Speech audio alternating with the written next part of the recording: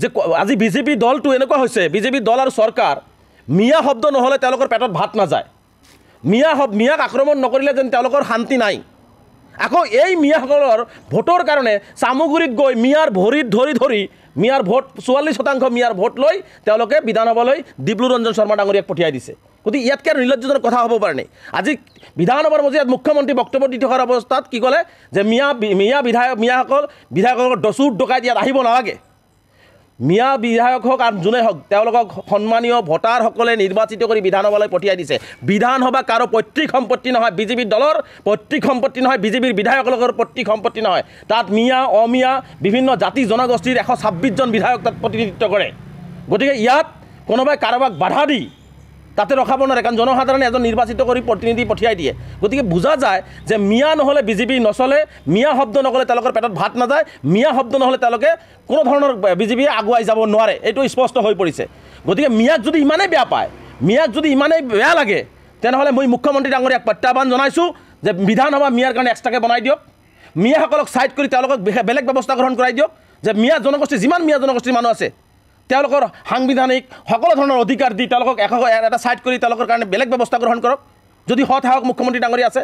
অন্যথায় এই মিয়া শব্দ কৈ পবিত্ৰ বিধানসভাৰ মজিয়াতে হওক বাহিৰতে হওক মিয়াসকলক তুচ্ছ তাচ্ছিল্য কৰা কোনো পদ্ধতিতে সহ্য কৰা নহ'ব। গতিকে মুখ্যমন্ত্ৰী ডাঙৰীয়াক স্পষ্টকৈ কৈছোঁ যে মিয়া শব্দৰে লেতেৰা ৰাজনীতি বন্ধ কৰি আপুনি উন্নয়নৰ ৰাজনীতি কৰক, সমন্বয়ৰ ৰাজনীতি কৰক, অসম আগুৱাই লৈ ৰাজনীতি কৰক। নহ'লে অসমৰ ইতিহাসে কিন্তু আপোনাক কেতিয়াও ক্ষমা নকৰে আৰু ইয়াৰ পৰিণাম ভুগিব লাগিব। আৰু বিজেপি দলৰ যি ক্ষমতাই মূৰত ধৰিছে, এই ক্ষমতাৰ মূৰত ধৰা ক্ষমতাই কিন্তু অসমৰ ৰাইজে কিন্তু এদিনাখন নমাই মাটিত পেলাই দিব, এই কথাখিনি বিজেপি দলে জনা উচিত। গতিকে স্পষ্টকৈ কৈছোঁ, আজিৰ বিধানসভাত মিয়া বিধায়কসকলক যি চোৰ ডকাইত শব্দ ইউজ কৰিছে, এই শব্দক আমি তীব্ৰভাৱে নিন্দা কৰিছোঁ, গৰিহণা দিছোঁ। আৰু মিয়াক যদি বেয়া লাগে মিয়াসকলক ছাইড কৰি দিয়ক, মিয়াৰ কাৰণে বেলেগ বিধানসভা তৈয়াৰ কৰি দিয়ক। তাৰ কাৰণে আমি স্পষ্টভাৱে প্ৰত্যাহ্বান জনাইছোঁ মুখ্যমন্ত্ৰীক। যে আজি বিজেপি দলটো এনেকুৱা হৈছে, বিজেপি দল আৰু চৰকাৰ মিয়া শব্দ নহ'লে তেওঁলোকৰ পেটত ভাত নাযায়। মিয়াক আক্ৰমণ নকৰিলে যেন তেওঁলোকৰ শান্তি নাই। আকৌ এই মিয়াসকলৰ ভোটৰ কাৰণে চামুগুৰিত গৈ মিয়াৰ ভৰিত ধৰি মিয়াৰ ভোট 44% মিয়াৰ ভোট লৈ তেওঁলোকে বিধানসভালৈ ডিব্ৰু ৰঞ্জন শৰ্মা ডাঙৰীয়াক পঠিয়াই দিছে। গতিকে ইয়াতকৈ আৰু নিৰ্লজ্জজনক কথা হ'ব পাৰে নে? আজি বিধানসভাৰ মজিয়াত মুখ্যমন্ত্ৰী বক্তব্য দি থকাৰ অৱস্থাত কি ক'লে যে বিধায়কৰ দচুৰ ডকাইত ইয়াত আহিব নালাগে। মিয়া বিধায়ক হওক আৰু যোনে হওক তেওঁলোকক সন্মানীয় ভোটাৰসকলে নিৰ্বাচিত কৰি বিধানসভালৈ পঠিয়াই দিছে।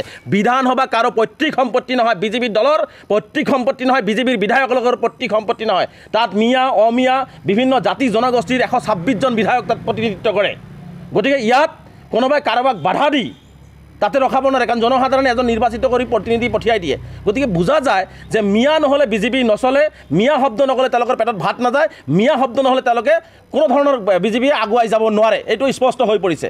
গতিকে মিয়াক যদি ইমানেই বেয়া পায়, মিয়াক যদি ইমানেই বেয়া লাগে, তেনেহ'লে মই মুখ্যমন্ত্ৰী ডাঙৰীয়াক প্ৰত্যাহ্বান জনাইছোঁ যে বিধানসভা মিয়াৰ কাৰণে এক্সট্ৰাকৈ বনাই দিয়ক। মিয়াসকলক ছাইড কৰি তেওঁলোকক বেলেগ ব্যৱস্থা গ্ৰহণ কৰাই দিয়ক। যে মিয়া জনগোষ্ঠী যিমান মিয়া জনগোষ্ঠীৰ মানুহ আছে তেওঁলোকৰ সাংবিধানিক সকলো ধৰণৰ অধিকাৰ দি তেওঁলোকক এটা ছাইড কৰি তেওঁলোকৰ কাৰণে বেলেগ ব্যৱস্থা গ্ৰহণ কৰক, যদি সৎসাহক মুখ্যমন্ত্ৰী ডাঙৰীয়া আছে। অন্যথায় এই মিয়া শব্দ কৈ পবিত্ৰ বিধানসভাৰ মজিয়াতে হওক বাহিৰতে হওক মিয়াসকলক তুচ্ছ তাচ্ছিল্য কৰা কোনো পদ্ধতিতে সহ্য কৰা নহ'ব। গতিকে মুখ্যমন্ত্ৰী ডাঙৰীয়াক স্পষ্টকৈ কৈছোঁ যে মিয়া শব্দৰে লেতেৰা ৰাজনীতি বন্ধ কৰি আপুনি উন্নয়নৰ ৰাজনীতি কৰক, সমন্বয়ৰ ৰাজনীতি কৰক, অসম আগুৱাই লৈ ৰাজনীতি কৰক। নহ'লে অসমৰ ইতিহাসে কিন্তু আপোনাক কেতিয়াও ক্ষমা নকৰে আৰু ইয়াৰ পৰিণাম ভুগিব লাগিব। আৰু বিজেপি দলৰ যি ক্ষমতাই মূৰত ধৰিছে, এই ক্ষমতাৰ মূৰত ধৰা ক্ষমতাই কিন্তু অসমৰ ৰাইজে কিন্তু এদিনাখন নমাই মাটিত পেলাই দিব, এই কথাখিনি বিজেপি দলে জনা উচিত। গতিকে স্পষ্টকৈ কৈছোঁ, আজিৰ বিধানসভাত মিয়া বিধায়কসকলক যি চোৰ ডকাইত শব্দ ইউজ কৰিছে, এই শব্দক আমি তীব্ৰভাৱে নিন্দা কৰিছোঁ, গৰিহণা দিছোঁ। আৰু মিয়াক যদি বেয়া লাগে মিয়াসকলক ছাইড কৰি দিয়ক, মিয়াৰ কাৰণে বেলেগ বিধানসভা তৈয়াৰ কৰি দিয়ক। তাৰ কাৰণে আমি স্পষ্টভাৱে প্ৰত্যাহ্বান জনাইছোঁ মুখ্যমন্ত্ৰীক।